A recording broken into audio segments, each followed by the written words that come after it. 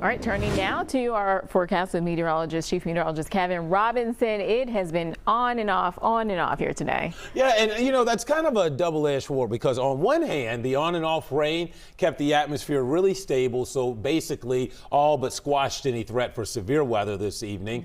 And on the other hand, well, it's just been a lousy weather day all the way around. So I guess I'd rather have lousy weather without severe weather if I had to have my choices here. So here we go. We've got basically on and off waves of rain. We had some heavy rain come through about an hour and a half ago that really slowed things down. That is now lifted out of parts of Butler and Warren counties now as it's traveled north. So there may be some breaks in the cloud cover in some of these communities that were previously getting dumped on with heavy rainfall. Same story through parts of southeast Indiana. Notice the heavier rain lifting out.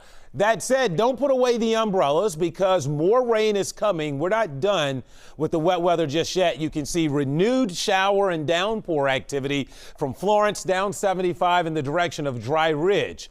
Essentially, our threat for severe weather is all but zero. It's very low at this point. We're pretty much out of the woods as far as that goes, but I can't rule out, like coming right towards Independence and Latonia Lakes, a brief locally heavy downpour.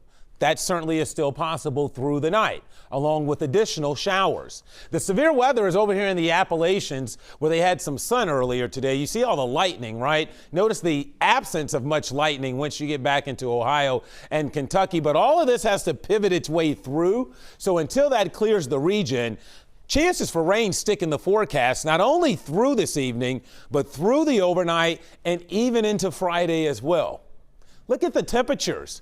You're in the upper 60s out to our east. However, to our west, temperatures are noticeably cooler in the 50s. So as this storm center passes by to our east tonight, winds will quickly begin to turn northwesterly, and we're going to start to bring in much cooler conditions come mid to late evening for us. Here's the waves of rain we've seen throughout the day today. And look at this. You see the wet weather extends all the way back into central Illinois, even up into Iowa. This will be our shower activity for the day on Friday. We've had a decent soaking out there. That's why there's a lot of standing water. Since midnight, officially here in Cincinnati, over an inch. Over 2.5 inches in Lunken. So many of us have had a decent soaking over the past 24 hours. Here's a look at Futurecast. Notice as we work our way through the evening, we will see showers linger, although the coverage may not be quite as widespread as earlier, but the threat for on and off showers in the forecast overnight.